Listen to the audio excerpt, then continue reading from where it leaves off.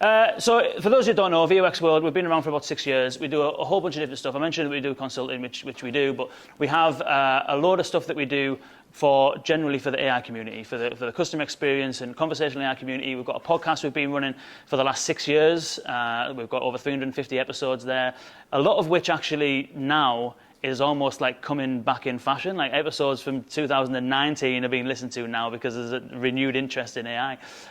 We've got a newsletter. You can go to there, vux.world/subscribe. We're sharing all kinds of news and insights in that. We have an advisory service, other services, education, training, things like that. We do events. Every month we'll do a different online event, like a different webinar with a different partner, and we'll showcase new technologies and new approaches and case studies. We had Laura and the Zoom team on the webinar last month, which was fantastic. And we have an annual conference we do every year as well called UNPARSED. That's in June in London, June 17th to 19th, and that's a gathering of AI practitioners, mostly focused on conversational AI, to share best practice, case studies, learnings, how to leverage and deploy generative AI systems in production and all that kind of stuff. So some of you might know this. How long did it take ChatGPT to reach 1 million users? Show of hands. 2 months. 2 months. Good effort. 8 days. 8 days. Getting closer. I feel like I'm doing an auction here. 4. Right. It took 5 days to reach 1 million users. How long did it take Netflix? Do we reckon? A year? Good effort. Anyone got more than a year? I said more than a year. I'm kind of like twisting the answer. Could have been less. It was 3.5 years. So I think that's natural, though, that as we kind of advance and everyone's got mobile phones and everyone's got technology and social media takes over, that it's not unusual, I don't think, for the newer companies to take a shorter. But what's interesting about that is that ChatGPT basically is the fastest growing software ever, fastest growing application ever, and the fastest growing hardware ever was a smart speaker. It took just shy of 5 years for Alexa to reach 25%, I think it was, of the 40% of the American households. It took the smartphone about 8 years to do the same. And so the trend here is that the fastest growing hardware ever and the fastest growing software ever are both conversational interfaces. And that's kind of where, for me personally, that's where I find the value of AI. There's a guy called Brian Romerly who is a kind of thought leader, I suppose, online. He does some fantastic writing. And one of the things that he said is that conversation will be the interface to AI. And so that's what kind of gets me really excited, is that most of the time with ChatGPT and all these other systems, Alexa and all the things that have gone before it, the interface to the AI is conversation, and the crafting of that conversation, the design of that conversation, the services that sit behind it, is what we do a lot of. Now, McKinsey forecast that generative AI is going to have the biggest impact in sales, marketing, product R&D, software engineering, and customer operations. Show of hands if anyone works in those areas. One, few, quite a few people, yeah. Now, that's not necessarily what most of the time when people say that, they look at sales and marketing and think, oh, that's, AI is coming for our jobs, it's going to automate everything. But the reality is it's not suggesting that, it's just saying that that's where it's going to have the biggest impact. And if you look at what's also interesting is that generative AI isn't necessarily the kind of the magic bullet, the be-all and end-all. As ironic as that might be, at AI Meetup saying that, it's not necessarily the magic bullet. If you look at the blue lines here, all on the left-hand side, that's all different types of business industries: food services, transportation, customer service, health, office support, things like that. The blue lines, I know you might not be able to sit at the back, but essentially the blue lines are the potential for those services to be automated without generative AI. And the light blue lines are the additional potential automation that can be achieved, forecast by McKinsey, with generative AI.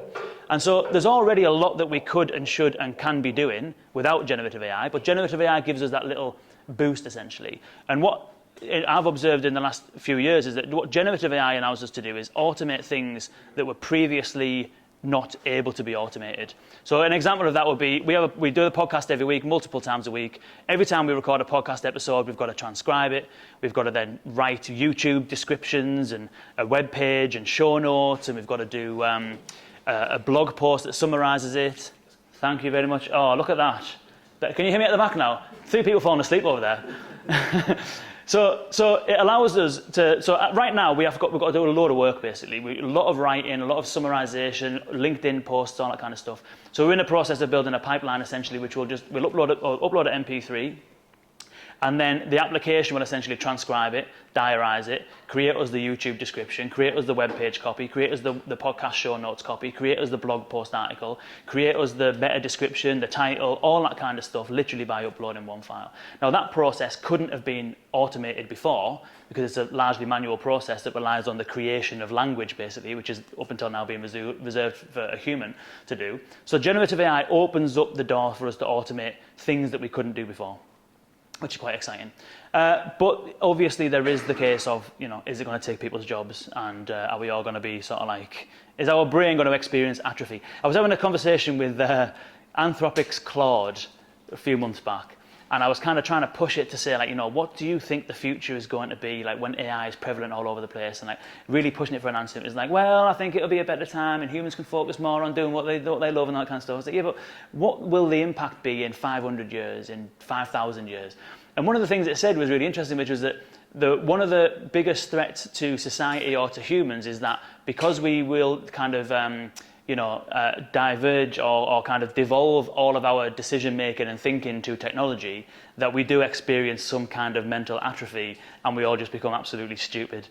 So Anthropic believes that that's the potential future for humans. But the short-term future is that potentially there is job losses. So certain industries and certain roles and functions have the more kind of possibilities to be automated. So Gartner forecasts that in customer service and contact centers, there'll be around about a 20 to 30% reduction in headcount for those kind of jobs by 2026. However, it's not all about doing that, because most of the companies that are deploying AI, they're actually deploying it in order to scale. And the people that are, I'll show you some examples of what's happening instead of those job roles. They're not being necessarily lost and cut. It's just that they're not the same jobs anymore. So this diagram here, or this visual here, essentially is showing what for the financial industry, the size of the circle means that that company has more customers per single employee. So, for example, Bank of America in the far left there, apparently, how accurate this is, I don't know, but this is what the data says. Bank of America apparently have 330 customers per single employee, right? Revolut, slightly more contemporary bank, 3,500 customers per single employee. Ant Financial, 133,000 customers per single employee. Now you might say, oh well, that's because it's in China. China's a massive massive country, far more potential for far more customers. But the reality is they're still doing it with far less people.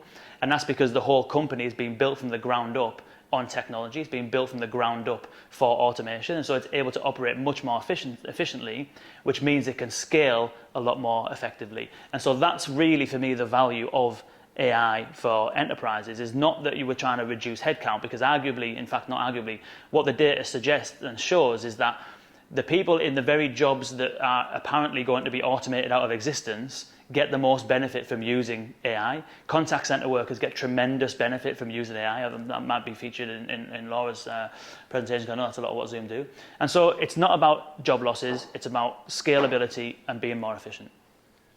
And McKinsey, to that effect, forecasts that AI and generative AI is forecast to contribute $2.6 to $4.4 trillion of economic value applied across industries. I don't know if there's a date on that actually, but that's unhelpful actually, because that could be by 2110, but who knows. But having said that, when I was saying about some jobs maybe are they getting displaced or whatever, the reality is that there's other jobs that are becoming in demand. So what do you think is globally, in fact actually I think it's in the US and Europe, what do you think is the most sought after position right now? What's the top job that everyone's recruiting for right now, according to the World Economic Forum?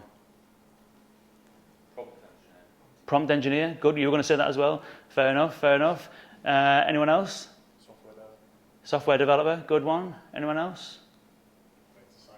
Data scientists, that's a good one as well.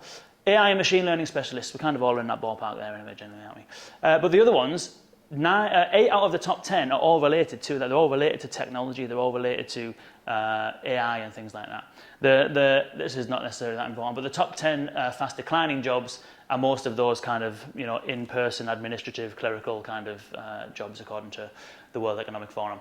And in a contact center where we do a lot of work, a lot of the people who were working in the contact center, they're actually the ones that are building and deploying and managing and operating all of the AI solutions that exist. Those jobs are typically, on average, higher paid. They're learning new skills, and so there's a lot of opportunities there. I'll show some case studies of how some businesses are leveraging AI. And so IKEA, they launched an assistant in their IVR called Billy, and this was a couple of years ago. Billy has managed 47% of customer queries in their incoming calls into IKEA. And what they've done instead of sacking people and laying people off is they've retrained their agents. They went live with this, I think, at the end of last year in the UK. It's been live in Europe for a little while. Retrained some of their contact center agents to become interior design advisors.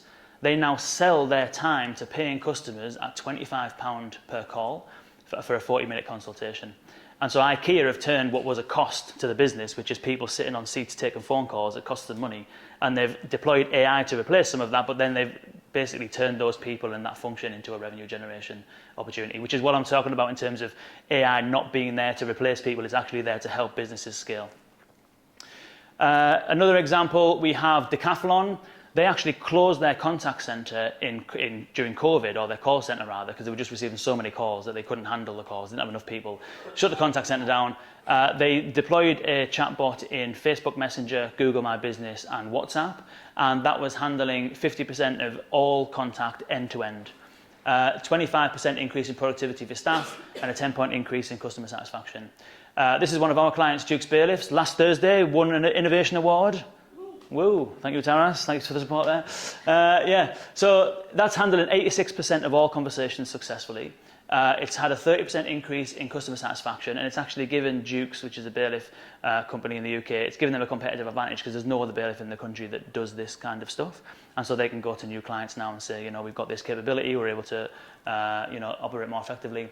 HomeServe, 6,000 calls a day, 80% completion rate on 10% of journeys. The customer satisfaction is higher for their AI assistant than it is with their live agents. I don't know if that says more about the AI than their live agents or what, I don't know. But, and it's handling £2 million worth of workload every single year. VoiceFlow, this is a company that actually provides conversational AI technologies. So if you want to create chatbots or whatever, you could use VoiceFlow. They kind of did a bit of an experiment to eat their own dog food a little bit, and they created an AI agent to handle their customer support issues. It's handling 97% of all customer support tickets effectively, which is unbelievable. Loop is an insurance company in the US. They implemented an AI chatbot mid last year. It's tripled the number of questions that it's been able to answer, and also reduced email support by 55%. There's a load of organizations that just can't get away from email. People emailing all the time. This chatbot has prevented those emails coming through and reduced that administrative work by 55%, which is great. Love Holidays, they've had a chatbot called Sandy, aptly named. I'm quite fond of Sandy. Sandy, since it went live, has taken their CSAT from customer satisfaction scores from 43 to 51. Wait time, so usually you would have to wait to speak to someone on their live chat system. It used to be 13 minutes. It's now gone down to 1 second because you connect immediately. It used to be that you used to have 18 turns in the conversation, so the conversations used to last a lot longer. They used to last around 23 minutes on average. And that's because the people who were handling those conversations are handling like 6 conversations at the same time, and their attention is spread across lots of different people. And it took that down to 6 turns on average and 41 seconds per interaction, which is fantastic. So I'll leave it there.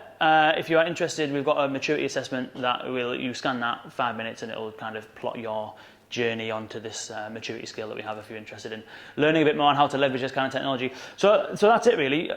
AI for us is not something that is scary or dangerous or anything like that. World threatening and all that kind of stuff. Most of these systems are actually pretty stupid. Large language models fundamentally are just pattern matching systems. Now they can be potentially very useful, and applied in the wrong ways could potentially be dangerous, but fundamentally most AI systems are not necessarily that smart. It's about how you add other technologies around it and design solutions that are there to serve specific narrow purposes.